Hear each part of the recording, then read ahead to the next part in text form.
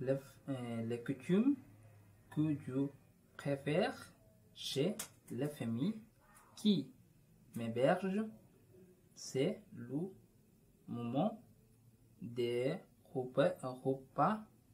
J'adore aussi regarder des films avec eux.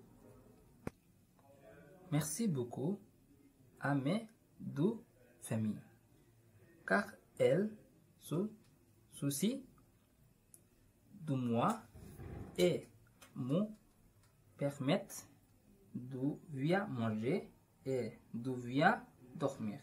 Merci du fond du corps de m'avoir aidé. Je vous souhaite une très belle vie.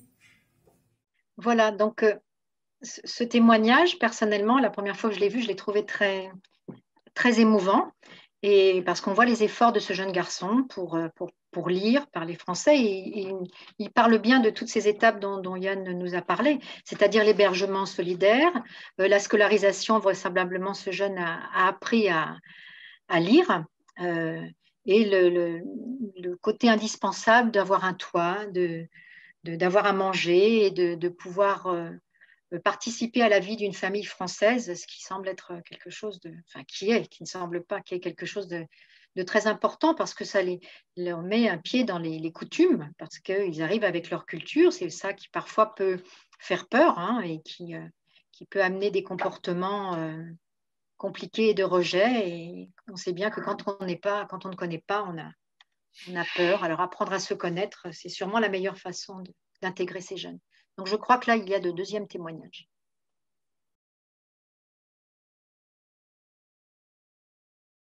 Je m'appelle Abdoulaye, j'ai 16 ans. Je suis arrivé en France en décembre 2018. Rejeté par le département, j'ai été hébergé par l'association Ethiopia 56 dans un squat nommé Plan B. Depuis octobre 2019, je suis hébergé par la famille Annie et Robin Durier. Grâce à leur gentillesse et l'affection qu'ils me donnent, aujourd'hui je ressens la joie de vivre en famille que je n'avais pas ressentie depuis la mort de ma mère. Cela compte beaucoup pour moi, car j'en avais besoin. Je voudrais juste préciser, parce qu'il y a beaucoup de questions là-dessus, les gens ne savent pas très bien ce que c'est que l'hébergement citoyen et l'articulation avec les maisons dont on parle. Donc, je te laisse la parole, Yann, pour le résumer très très rapidement, s'il te plaît. D'accord. Donc, ce qu'il faut comprendre, c'est que les maisons, normalement, ont vocation à être un tremplin, une stabilisation pour ces jeunes avant de pouvoir partir en hébergement citoyen. Voilà. Dans l'idée, c'est très simple, c'est que ces maisons sont un sas. Voilà, on apprend à connaître le jeune, on lance tous ses recours, et derrière, nous, avec Utopia 56, dans toutes nos antennes, on a un dispositif. Les gens postulent sur notre site, se proposent d'être hébergeurs, et quand ils sont sur une même région, on crée un réseau. Quand on a ce réseau de 2 familles minimum ou 3, eh ben, on fait jumper un jeune dans ce réseau qui va être accompagné pendant toute sa durée de ses démarches administratives.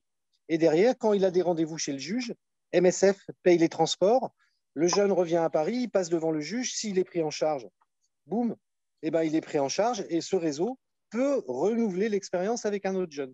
L'idée, c'est de désengorger ces maisons et que, eh ben, on ait un volume et un flux de passage de prise en charge.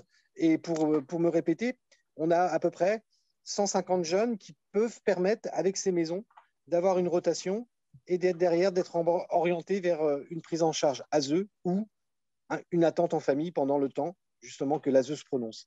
D'accord. Donc, les hébergeurs, les hébergeurs citoyens, sont 2 ou 3 à se relayer pour héberger totalement ce jeune pendant tout le recours. Toute la durée de l'attente, ce qui peut durer 1 an et demi ou 2 ans.